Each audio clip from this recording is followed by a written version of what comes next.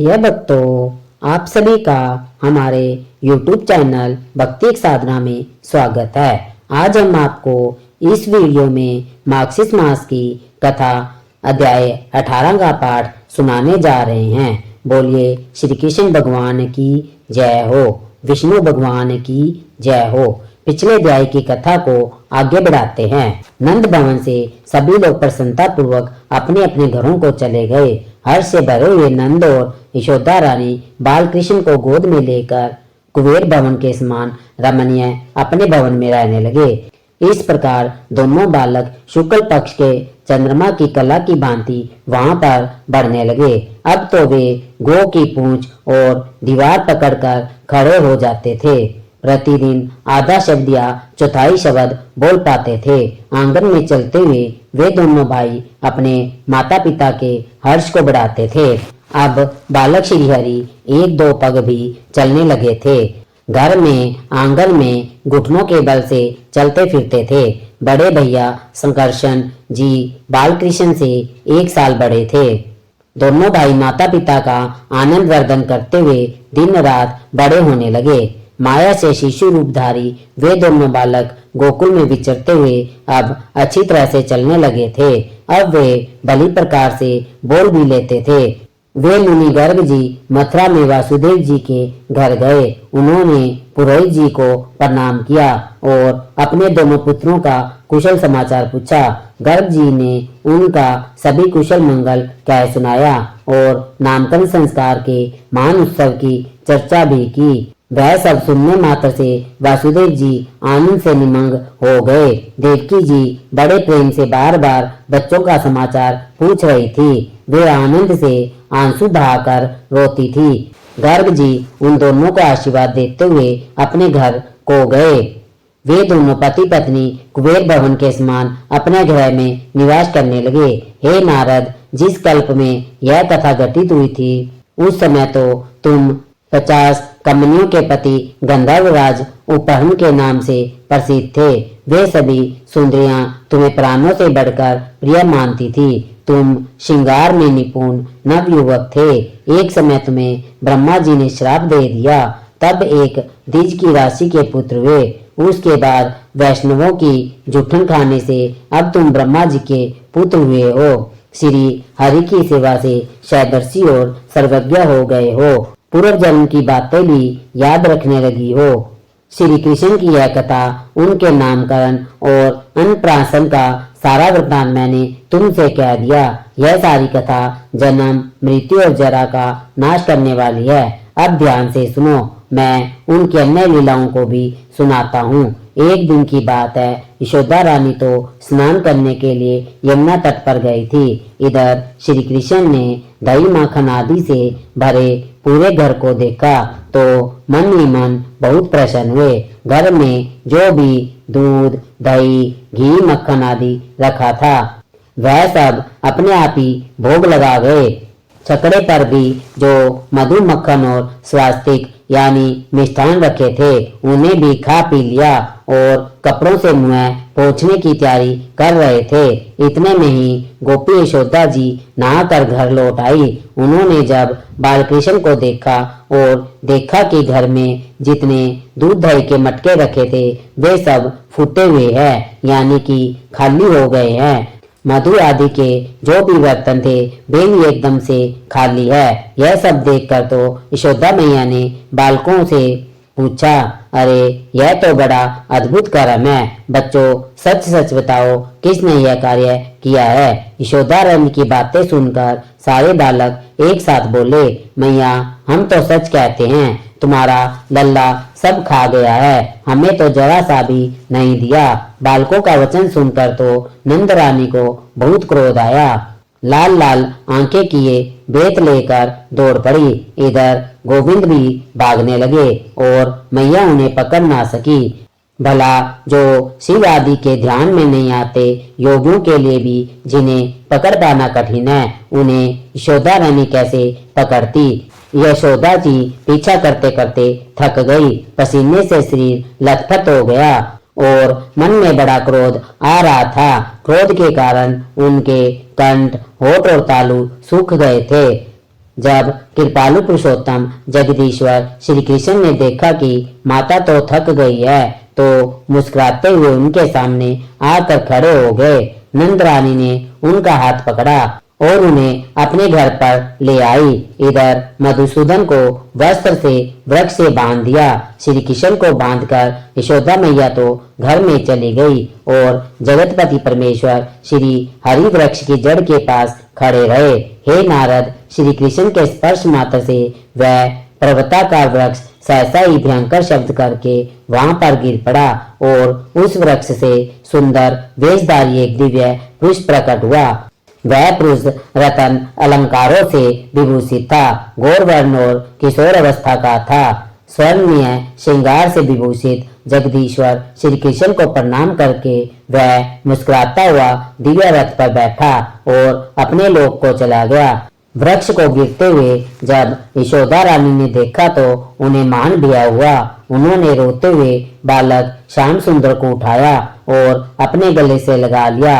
इतने में ही गोकुल के सभी गोप गोपियां उनके घर में आ गए।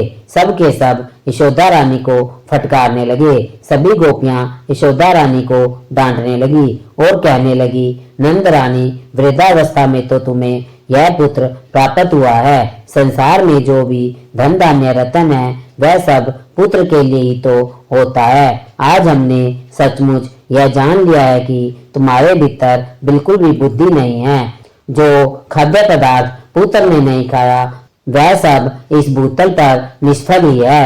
अरे निष्ठुर, तुमने दही दूध के लिए अपने लल्ला को वृक्ष की जड़ में बांध दिया और घर के कामों में लग गई। देखो जरा, अब वृक्ष गिर पड़ा है। हम गोपियों के सौभाग्य से वृक्ष के गिरने पर भी बालक जीवित बच गया। अरे मूढ़, यदि यह बालक नष्ट हो जाता तो तुम इन वस्तुओं का क्या करती? सब की सब ने पहले तो यशोदा रानी को बहुत डांटा और फिर बालक की रक्षा के लिए श्री हरि नाम कीर्तन करने लगी। उधर नारद जी ने नारायण जी से पूछा, हे भगवान, वह सुंदर वेशधारी पुरुष कौन था जो गोकुल में वृक्ष होकर रहता था? किस कारण से उसे वृक्ष होना पड़ा? मुझे विस्तार से बताइए। नारायण जी बोले, हे नारद जी, ध्यान से सुनिए। एक समय कुबेर पुत्र नल कुबेर अप्सरारंभा के साथ नंदन वन में चला गया। वहां उसने भली भांति से विहार किया। इसी समय महर्षि देवल वहां से निकले। उनकी दृष्टि नल कुबेर और रंभा पर पड़ी। मुनि को देखकर भी नल कुबेर या रंभा ने उठकर उनका सम्मान नहीं किया। मुनिवर देवल उन दोनों की ऐसी दुर्वर्ती देखकर कुपित हो गए और उन्हें श्राप देते हुए बोले, नल कुबेर, तुम गोकुल में जाओ और वृक्ष रूप धारण करो। श्री कृष्ण का स्पर्श पाने पर तुम अपने लोक को लौट आओगे और रंभा, तुम भी मनुष्य योनि में जन्म लेकर राजा जनमेज की सौभाग्यशालिनी पत्नी बनो। अश्वमेध यज्ञ में इंद्र का स्पर्श पाकर तुम पुनः स्वर्ग में चली जाओगी। वह नल कुबेरी वृक्ष बना और रंभा ने भारत में राजा सुचंद्र की कन्या के रूप में जन्म लेकर जनमेज की महारानी बनने का सौभाग्य प्राप्त किया।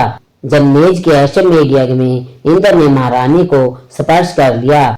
इससे उसने देह का त्याग किया और स्वर्गधाम को चली गई। हे महामुनि, इस प्रकार मैंने अर्जुन वृक्ष के भंग होने, नल कुबेर और रंभा के श्राप मुक्त होने की सारी कथा तुम्हें सुना दी। अब मैं तुमसे श्री कृष्ण की दूसरी लीलाओं का भी वर्णन करता हूँ। अब मैं तुमसे श्री कृष्ण की दूसरी लीलाओं का भी वर्णन करता हूँ। नारायण जी ने आगे क्या कहा, इसका वर्णन अगले अध्याय में सुनेंगे। आज की कथा को यहीं पर विराम करते हैं। बोलिए श्री कृष्ण भगवान की जय हो, विष्णु भगवान की जय हो। प्रिय भक्तों, अब हम आज इस वीडियो में रविवार की सूर्य नारायण भगवान की कहानी आपको सुनाने जा रहे हैं, क्योंकि आज रविवार है। बहुत समय पहले की बात थी। एक बुढ़िया माई भगवान सूर्य नारायण की भक्त थी। हर रविवार को सूर्य नारायण की पूजा करती, रविवार का व्रत करती रविवार के दिन सूर्योदय से पहले ही उठ जाती और स्नान करती, अपने आंगन को अच्छी तरह से गाय के गोबर से लीपती, साफ करती। उसके बाद भगवान सूर्य नारायण की पूजा करते हुए रविवार की व्रत कथा सुनती, सूर्य भगवान को भोग लगाती और फिर शाम के समय एक समय भोजन करती। सूर्य भगवान बुढ़िया माई की भक्ति से बहुत प्रसन्न थे। सूर्य भगवान की कृपा से बुढ़िया माई को कोई चिंता नहीं थी, कोई कष्ट भी नहीं था। धीरे धीरे सूर्य नारायण भगवान की कृपा से बुढ़िया माई का घर भी धन और धान्य से भरने लगा। बुढ़िया माई सुखी होने लगी, लेकिन जब कोई सुखी होता है तो पड़ोसी जलने लगते हैं। बुढ़िया माई के घर में सब तरह की सुख सुविधाएं देखकर पड़ोसन उससे जलने लग गई। पड़ोसन ने सोचा कि बुढ़िया माई के घर में कोई भी नहीं है, कोई खाने कमाने वाला नहीं है, फिर भी बुढ़िया के पास सारी तरह की सुख सुविधाएं हैं। एक हमको देखो, सारा दिन काम करते रहते हैं, फिर भी दो दो पैसे के लिए तरसते रहते हैं। बुढ़िया माई के पास खुद की कोई गाय भी नहीं थी, इसलिए रविवार के दिन जब भी बुढ़िया माई पूजा करने के लिए आंगन लिपती तो पड़ोसन की गाय से गोबर लाती। तो एक दिन पड़ोसन ने सोचा, अगर मैं अपनी गाय अंदर बांध लूं तो बुढ़िया माई को गोबर नहीं मिलेगा, फिर देखती हूँ कैसे पूजा करेगी। ऐसा सोचकर पड़ोसन ने अपनी गाय को घर के अंदर बांध लिया। रविवार का दिन आया, बुढ़िया माई गोबर लेने गई तो देखा वहां पर गाय तो है ही नहीं। उसने पड़ोसन का दरवाजा खटखटाया। पड़ोसन घर में ही थी, लेकिन कुछ भी नहीं बोली। बुढ़िया माई को उस दिन गोबर नहीं मिला। गोबर ना मिलने से बुढ़िया माई आंगन नहीं लीप सकी और आंगन ना लीप पाने के कारण बुढ़िया माई ने कुछ भी नहीं किया, ना पूजा की, ना सूर्य भगवान को भोग लगाया और ना खुद ही भोजन किया। ऐसे ही भूखी प्यासी सो गई। सूर्य नारायण भगवान ने बुढ़िया माई को कष्ट में देखा तो सोचने लगे, मुझे बुढ़िया माई के इस कष्ट को दूर करना चाहिए, नहीं तो मेरी पूजा कौन करेगा। बुढ़िया माई के सपने में भगवान सूर्य नारायण आए और कहने लगे, क्या बात है बुढ़िया माई, आज भोजन क्यों नहीं किया, ऐसी भूखी प्यासी क्यों पड़ी है। तब बुढ़िया माई कहने लगी, हे भगवान, आपको तो पता ही है मेरे रविवार के व्रत का नियम है, गाय का गोबर लाती हूँ, आंगन लीपती हूँ, फिर पूजा करती हूँ। आज मुझे गाय का गोबर नहीं मिला, मेरा आंगन नहीं लीपा गया, तो ना ही मैंने पूजा की, पूजा नहीं की तो भोग भी नहीं लगाया और भोग लगाए बिना भगवान मैं भोजन कैसे कर लेती, इसलिए भूखी प्यासी पड़ी हूँ। अब सूर्य नारायण भगवान बुढ़िया माई से बोले कि बुढ़िया माई, अब तो किसी बात की चिंता मत कर, देख जरा अपने आंगन में देख, तेरी गोरी गाय और गोरा बछड़ा बंधे हुए हैं। अब बुढ़िया माई सुबह उठी तो बुढ़िया माई के आंगन में गोरी गोरी गायें और गोरा गोरा बछड़ा बंधे थे। यह देखकर बुढ़िया माई तो बहुत खुश हो गई। वह जल्दी से चारा लेकर आई और गाय को खिलाया। उसके बाद बुढ़िया माई अपने घर के काम में लग गई। पड़ोसन ने बुढ़िया माई के आंगन में बंधी हुई सुंदर गाय और बछड़े को देखा तो वह तो जल भुन गई। तभी गाय ने सोने का गोबर कर दिया। सोने का गोबर देखते ही तो पड़ोसन बड़ी हैरान हुई। उसने बुढ़िया माई को कुछ नहीं बताया। देखा कि बुढ़िया माई आसपास कहीं है ही नहीं, तो उसने सोने का गोबर उठा लिया और उसे अपने घर में ले आई और अपनी गाय का गोबर लाकर गाय के पास रख दिया। सोने के गोबर से पड़ोसन थोड़े ही दिन में बड़ी धनवान होने लगी, क्योंकि वह रोज सोने का गोबर उठाकर ले जाती। अब बुढ़िया माई रोज अपनी गाय के गोबर से आंगन लीपती, सूर्य नारायण भगवान की पूजा करती और व्रत करती। इससे बुढ़िया माई भी बड़ी प्रसन्नता से रहने लगी थी। बुढ़िया माई को सोने के गोबर के बारे में कुछ पता ही नहीं था। वह तो पहले की तरह बस रविवार को सूर्य भगवान का व्रत करती और कथा सुनती। उधर सूर्य नारायण भगवान ने सोचा कि मैंने बुढ़िया माई को धन दिया, लेकिन बुढ़िया माई को तो लेना ही नहीं आया। उन्हें पड़ोसन की चालाकी का भी पता था, तो सुबह नारायण भगवान ने अपनी माया फैला दी और तेज आंधी तूफान चला दिए। तेज आंधी तूफान देखकर बुढ़िया माई ने गाय अपने घर के अंदर बांध ली। अब अपने घर के अंदर बांध ली तो गाय ने सोने का गोबर करा। बुढ़िया माई ने सोने का गोबर देखा तो बड़ी हैरान हुई। उस दिन से बुढ़िया माई गाय को अपने घर के अंदर बांधने लगी। सोने के गोबर से बुढ़िया माई भी कुछ ही दिनों में बड़ी धनवान होने लगी। बुढ़िया माई के धनवान होने से पड़ोसन को बहुत बुरा लगा, क्योंकि उसे जो सोना रोज मिल रहा था वह मिलना बंद हो गया। तो उसने अपने पति को समझा बुझाकर उस नगर के राजा के पास भेज दिया और कहलवा दिया कि बुढ़िया माई की गाय तो सोने का गोबर करती है, ऐसी गाय तो राजा महाराजा के यहाँ होनी चाहिए। तब उसके पति ने जाकर राजा के कान भर दिए, राजा से चुगली कर दी। राजा ने कहा कि जब तक मैं देख नहीं लूंगा मानूंगा नहीं। राजा ने वहां पर अपने सिपाहियों का पहरा लगा दिया। सिपाही चुप कर बैठ गए। जब गाय ने सोने का गोबर करा तो उन्होंने राजा को बताया कि हाँ, सच में बुढ़िया माई की गाय तो सोने का गोबर करती है। यह बात सुनकर राजा बड़ा हैरान हो गया। उसे बड़ी खुशी हुई। अगर यह गाय हमारे महल में आ जाए तो हमारे तो खजाने भर जाएंगे। तो उसने सिपाहियों को भेजा, जाओ बुढ़िया माई की गाय और बछड़े को लेकर आओ। रविवार का दिन था। बुढ़िया माई सूर्य भगवान की पूजा कर रही थी। पूजा करके उसने भगवान को भोग लगाया और अभी वह भोजन करने बैठी हुई थी कि इतने में ही राजा के सिपाही आ गए और गाय और बछड़ा मांगने लगे। बुढ़िया माई रोने लगी, गिड़गिड़ाने लगी, यह गाय तो मुझे सूर्य भगवान ने दी है, इसे मत लेकर जाओ। यह तो सूर्य नारायण भगवान का प्रसाद है। लेकिन वे नहीं माने।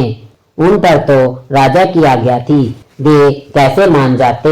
वे तो बुढ़िया माई की गाय और बछड़ा लेकर चल दिए। उधर महल में राजा अपने ही सपनों में खोया हुआ था। सोने का गोबर करने वाली गाय मेरे महल में आ जाएगी तो मेरे तो खजाने भर जाएंगे। उसने महल में पूरी तैयारी करवा दी, गलीचे बिछवा दिए। गाय आएगी तो सोने का गोबर करेगी, लेकिन गाय ने तो पूरा महल गोबर ही गोबर से भर दिया। पूरे महल में दुर्गंध फैल गई, चारों तरफ से बदबू आने लगी। अब तो राजा को बड़ा गुस्सा आया। उसने बुढ़िया माई को अपने महल में बुलवाया और पूछा, यह क्या जादू टोना है? तेरे घर में रहती है तो गाय सोने का गोबर करती है और हमारे घर में सारे बदबू फैला दी। अब बुढ़िया माई कहने लगी, राजा जी मैं तो कुछ भी नहीं जानती। मेरा तो रविवार व्रत का नियम है। रविवार के दिन आंगन को गाय के गोबर से लीपती हूँ, फिर पूजा करती हूँ, सूर्य नारायण भगवान को भोग लगाती हूँ, फिर भोजन करती हूँ। पड़ोसन के यहाँ से गाय का गोबर लाती थी। एक दिन पड़ोसन ने गाय अंदर बांध ली तो मुझे गोबर नहीं मिला। ना मैंने आंगन लिपा, ना पूजा करी, ना व्रत करा, ना कुछ खाया पिया। सूर्य भगवान को पता चला तो उन्होंने मुझे गोरी गाय और गोरा बछड़ा दिए कि इससे तुम आंगन लिपना और पूजा करना। इससे ज्यादा तो मैं कुछ भी नहीं जानती। तभी आकाशवाणी होने लगी, हे राजा, बुढ़िया माई की गाय और बछड़ा तुरंत लौटा दो, नहीं तो तुम पर विपत्तियों का पहाड़ टूट पड़ेगा, तुम्हारा सारा राज्य नष्ट हो जाएगा। इस आकाशवाणी को सुनकर राजा को बड़ा भय हुआ। उसने बुढ़िया माई की गाय और बछड़ा दोनों लौटा दिए। बहुत सारा धन देकर बुढ़िया माई से अपनी गलती के लिए क्षमा भी मांगी। राजा ने पड़ोसन और उसके पति को उसकी दुष्टता के लिए बहुत दंड भी दिया और पूरे राज्य में घोषणा करा दी कि सभी स्त्री पुरुष रविवार का व्रत किया करो। रविवार के दिन सूर्य नारायण भगवान की पूजा किया करो। रविवार का व्रत और सूर्य नारायण भगवान की पूजा करने से उस राज्य के सभी लोगों के घर धन धान्य से भर गए और राज्य में चारों ओर खुशहाली छा गई। हे सूर्य नारायण भगवान, जैसे आपने बुढ़िया माई पर कृपा करी वैसे ही रविवार का व्रत करने वाले, रविवार व्रत की इस कहानी को सुनने वाले कहते सुनते सभी पर अपनी कृपा बनाए रखना और सभी की मनोकामनाएं पूरी करना। बोलिए सूर्य नारायण भगवान की जय हो। अब हम सूर्य नारायण भगवान की एक दूसरी कथा सुनाते हैं। एक ब्राह्मण थे। ब्राह्मण सूर्य भगवान के परम भक्त थे। सुबह उठते, नहाते धोते, सूरज भगवान की पूजा करते, सूरज भगवान की कहानी कहते।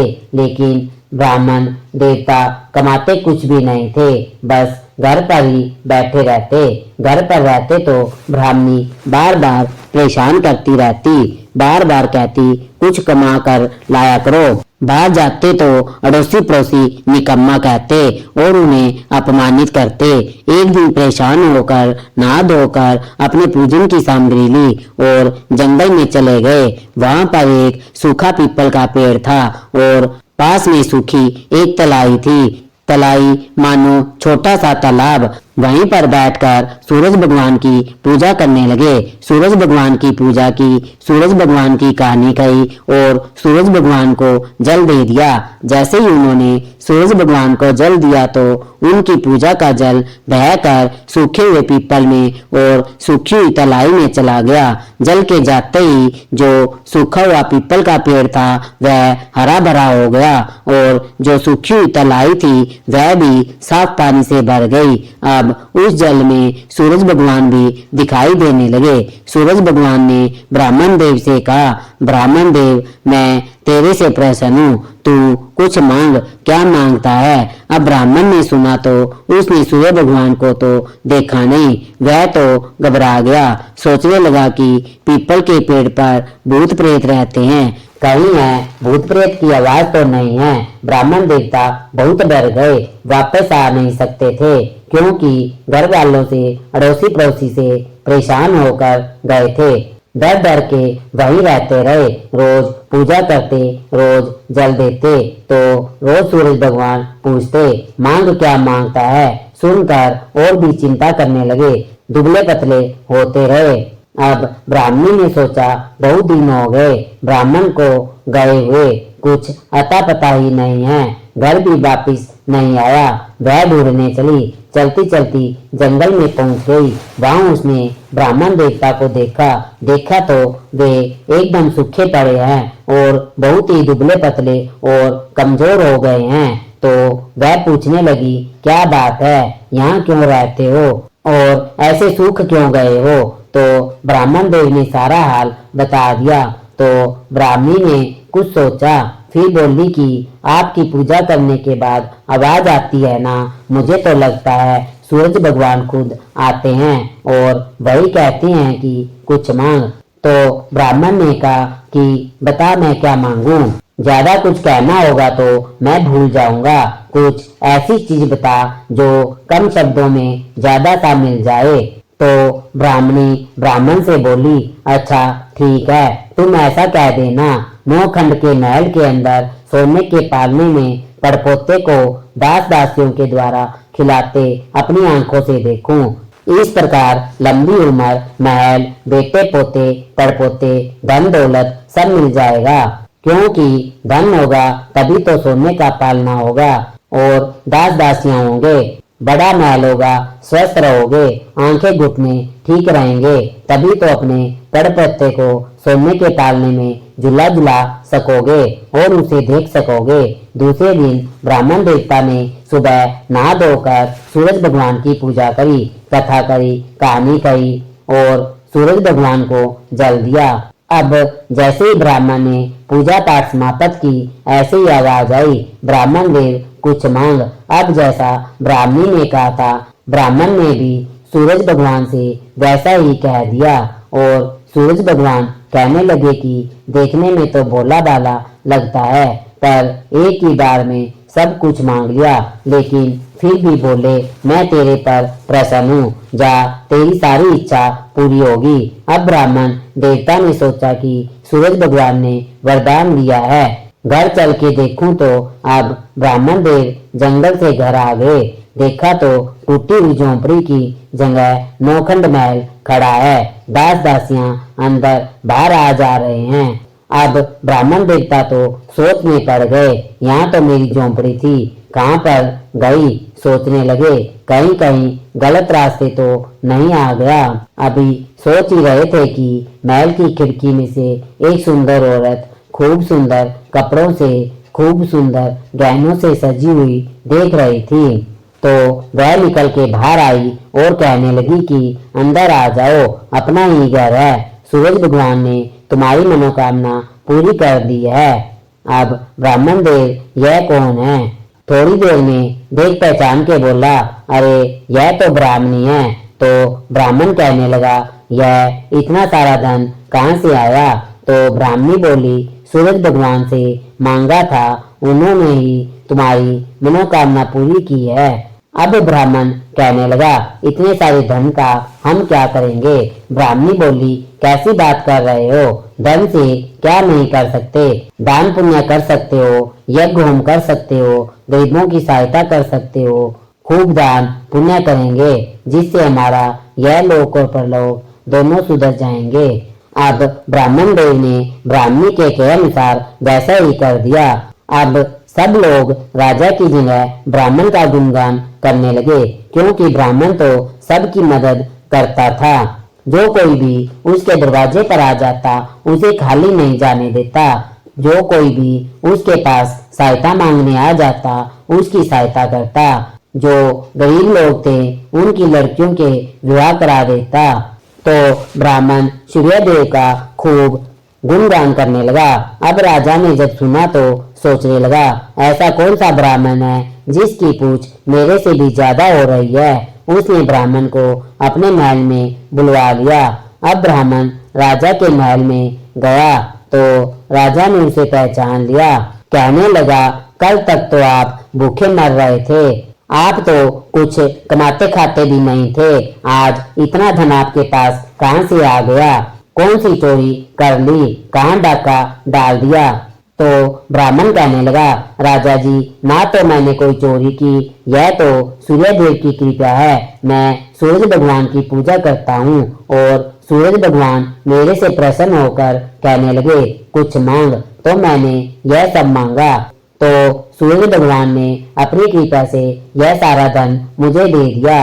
अब राजा कहने लगे कि मेरे कोई पुत्र नहीं है, अगर मैं भी सूरज भगवान की पूजा करूं तो क्या मेरे पुत्र हो सकता है? तो ब्राह्मण कहने लगा, क्यों नहीं हो सकता?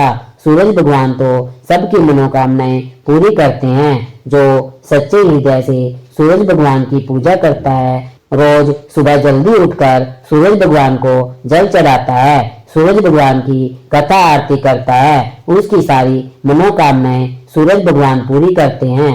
ब्राह्मण ने राजा को सूरज भगवान की पूजा की सारी विधि बता दी। अब राजा ने ब्राह्मण के अनुसार सूरज भगवान की पूजा की तो उसके पुत्र हो गया। सब बोलिए, सूर्य भगवान की जय हो। हे सूरज भगवान, जैसे आपने ब्राह्मण की मनोकामनाएं पूरी की, जैसे आपने राजा की मनोकामनाएं पूरी की, वैसे ही सबकी करना। कथा कहानी कहते सुनते सबकी मनोकामनाएं पूरी करना। बोलिए सूर्य भगवान की जय हो। यह भक्तों, अगर आपको हमारी यह वीडियो पसंद आई हो तो हमारे चैनल भक्ति साधना को सब्सक्राइब करना और अपने दोस्तों और मित्रों के साथ शेयर करना और कमेंट बॉक्स में जय श्री कृष्णा, जय श्री सूर्य भगवान लिखना ना भूलें। हमारी वीडियो को अंत तक देखने के लिए बहुत बहुत धन्यवाद। जय श्री राधे कृष्णा, जय श्री राधे कृष्णा, जय श्री राधे कृष्णा। बोलिए सूर्य भगवान की जय हो, राधा रानी की जय हो, लक्ष्मी माता की जय हो, विष्णु भगवान की जय हो।